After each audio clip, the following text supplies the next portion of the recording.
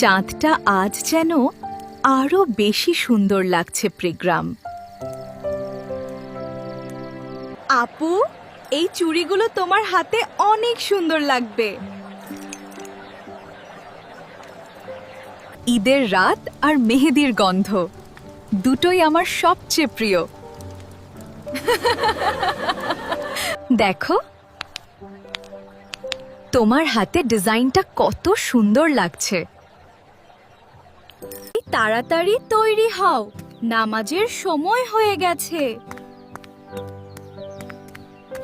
আল্লাহু আকবার, আল্লাহু আকবার।